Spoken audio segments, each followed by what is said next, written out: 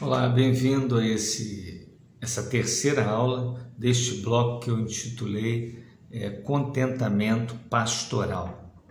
Bem, ainda levando em consideração o texto bíblico, Filipenses 4, do verso 10 ao verso 13, eu quero reforçar agora a ideia de que você precisa aprender a ter contentamento. O pastor precisa aprender. Então é um alvo possível ficar contente. É um alvo possível por causa da nossa crença na soberania de Deus. Agora, a ideia de que é possível, que você precisa aprender a ter contentamento. Vamos lá. O pastor, ele vai experimentar algumas coisas ao longo do seu ministério que são importantes você ter em mente, né? E mesmo que você seja pastor, o que eu vou compartilhar aqui pode te ajudar. O pastor, às vezes, ele pensa com as mesmas categorias e eu vou falar que não é de se estranhar, mas nós temos que ter cuidado. Ele pensa, às vezes, com as categorias que são normais do mercado de trabalho. Ele entende o seguinte: eu vou começar numa pequena igreja, ou ela vai se tornar uma grande igreja, ou eu vou começar numa pequena igreja, porque eu estou iniciando o meu ministério, mas daqui a algum tempo as pessoas vão me reconhecer, vão perceber que eu sou um grande pregador, eu sou um homem que realmente mereço estar numa igreja maior, mereço estar numa cidade com maior evidência, devo estar realmente trabalhando no ministério com maior possibilidade do que eu falo e do que eu produzo ser visto e ouvido. Isso passa no coração de qualquer pastor. Se não passa no seu, parabéns, parabéns mesmo. Mas muitos pastores pensam assim. Além dos colegas que às vezes vão chegar para você e vão dizer o seguinte: rapaz, poxa, eu acredito que você seria... As pessoas têm que te ouvir, sua mensagem é maravilhosa, você tem uma visão do reino, você precisa estar num lugar que as pessoas te valorizem, e por aí vai. Bem, eu quero te dar uma notícia. Você... Não necessariamente essa não é a lógica do reino de Deus. Não é a lógica.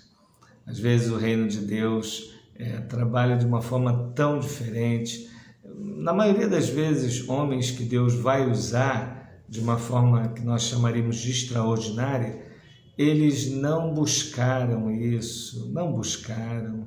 São homens que Deus dotou de uma capacidade, mas não é fruto deles mesmo, tudo é dádiva. Não existe isso. Quando você vai analisar a história de homens piedosos que realmente foram usados de maneira extraordinária por Deus, muitos deles não tinham essa relação com o que faziam. Não tinham. Eles foram... É a mesma coisa quando você chega perto de alguém que é um ator. Na verdade, você não está chegando perto do ator. Você está chegando perto do personagem. O que você projetou acerca daquela pessoa. A pessoa por trás daquele personagem, por trás do cinema, é uma pessoa como você, é um ser humano com as suas angústias, com as suas questões, com seus afazeres, é um ser humano. E o pastor, ele, com essa maneira de pensar a vida, o ministério, ele pode não valorizar o lugar onde está, o que está fazendo, as pessoas que ele tem cuidado, que Deus tem confiado a ele, aquelas pessoas para quem ele tem que ensinar o Evangelho. Eu, por exemplo, contando aqui para vocês, eu fui assediado por essas falas e confesso a vocês que aceitei a maioria delas e me permiti estar em certos lugares por acreditar que realmente eu merecia estar lá. e quebrei muito a cara, me machuquei desnecessariamente, machuquei minha família, me mudei quando não era para me mudar, e isso foi muito ruim para mim particularmente.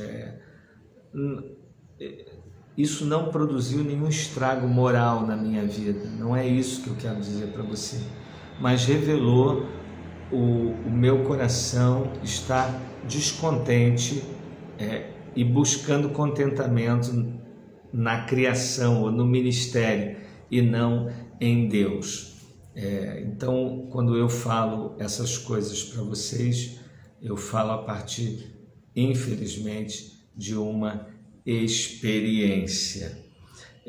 O que é interessante aqui é que Paulo ele usa dois verbos diferentes para expressar a ideia de aprendizado, né? Em Filipenses 4, de 11 a 13. O primeiro verbo é uma palavra comum no Novo Testamento para aprender algo, né? Você vai encontrar essa expressão em vários textos. Mas o segundo verbo, que aparece no verso 12, é um pouco menos comum e aparece somente nessa passagem no Novo Testamento. Qual seria a tradução? O verbo significa a ideia de aprendi o segredo. A ideia desse aprender aqui é uma ideia, segredo aqui, um mistério. Então, Paulo está usando uma expressão que não é mais comum, por isso que são dois verbos. Eu aprendi o mistério. O que o apóstolo está querendo comunicar? Porque esse verbo que ele usa era usado nas religiões de mistério da Grécia e às vezes assumia o sentido de alguém ser iniciado naquelas religiões. O uso que Paulo faz desse verbo indica que o contentamento não vem naturalmente.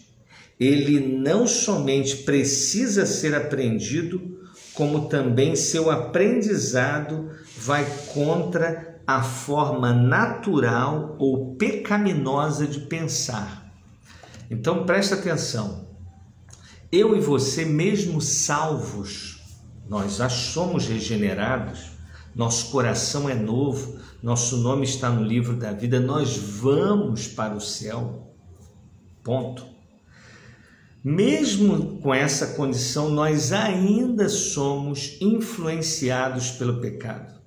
O pecado ainda nos assedia. Eu ainda tenho desejo de pecar. Ele está presente. Por isso existe Romanos capítulo 7. Está claro lá que o apóstolo Paulo, ele vive essa tensão, mesmo sendo quem era, inclusive, quem redigiu essa carta. Então, preste atenção nisso.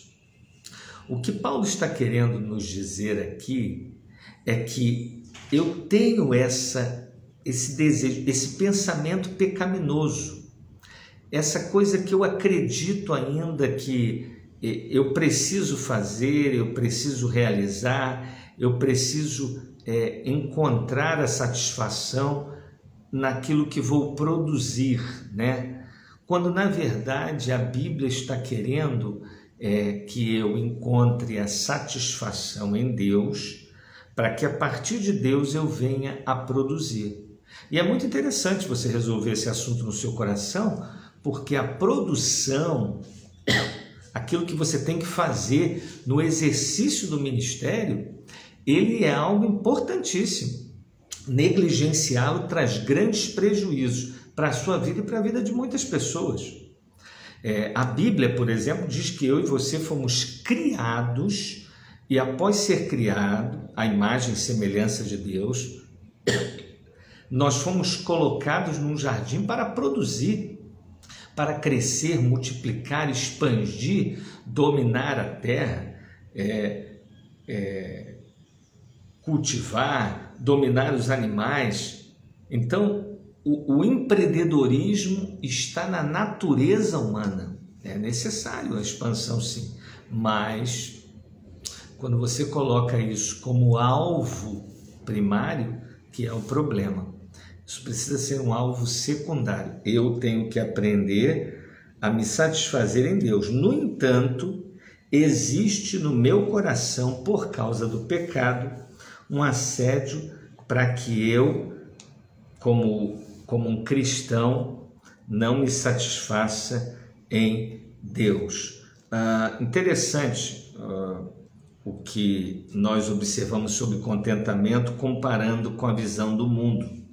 O mundo diz que para estar contente, você precisa sair de uma situação ruim. Às vezes você está numa igreja passando por um momento difícil e você imagina que você está insatisfeito. Aí começa, eu estou triste, estou insatisfeito. A igreja não está respondendo, eu estou triste, eu estou insatisfeito porque o momento da igreja é muito ruim. Perceba que nesse instante, eu não estou desconsiderando que esse possa ser um sinal para você sair de uma comunidade e ir para outra, mas não pode ser o sinal. Por quê? Porque se for o sinal, significa que você depende de situações boas para estar contente. Você já pensou se Jesus dependesse de situações ou ambientes tranquilos para ele ser alguém satisfeito com o Pai? A cruz não entraria na sua agenda. Então nós não podemos de maneira alguma pensar a vida cristã nessa perspectiva, de maneira alguma. O mundo diz, olha, você para estar contente, você precisa sair de uma situação ruim. A Bíblia diz que devemos encontrar contentamento até mesmo em circunstâncias das mais difíceis. Porque o meu contentamento, o seu contentamento, não está no ministério pastoral. O nosso contentamento está em Deus, que nos dotou com dons e nos coloca nesse contexto a fim de servirmos para a sua glória. Não para obtermos lucro, ganância, resultados, dinheiro, é para louvor da sua glória. O que vier oriundo desse movimento primário, amém, seja bem-vindo. E vindo a gente usa para a sua glória também. O mundo diz que obtemos contentamento ao conseguir o que desejamos. A Bíblia ensina que o verdadeiro contentamento é estarmos satisfeitos em Deus. Irmãos, quem disse para você que Deus é obrigado a nos dar tudo o que desejamos? Não, mas tem aquela passagem, Ele satisfará todos os desejos do seu coração. Não, mas você tem que lembrar o que vem antes.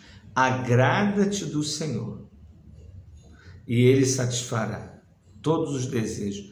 Que desejos são esses? Não, se eu tiver um desejo, Deus vai me respeitar. Ele sabe que eu desejo muito aquilo. Irmãos, eu de verdade não quero ser respeitado por Deus, porque se eu tiver um desejo contrário a Deus, isso que eu estou desejando é pecaminoso e vai ser o pior para a minha vida, mesmo que seja na minha visão melhor. O que eu estou dizendo para você então é que um prato de lentilha saboroso que me custou a minha primogenitura não é uma bênção. Você não pode pensar que Deus deve satisfazer, Ele existe para satisfazer todos os seus desejos. Presta atenção, Deus nunca vai te dar tudo o que você quer.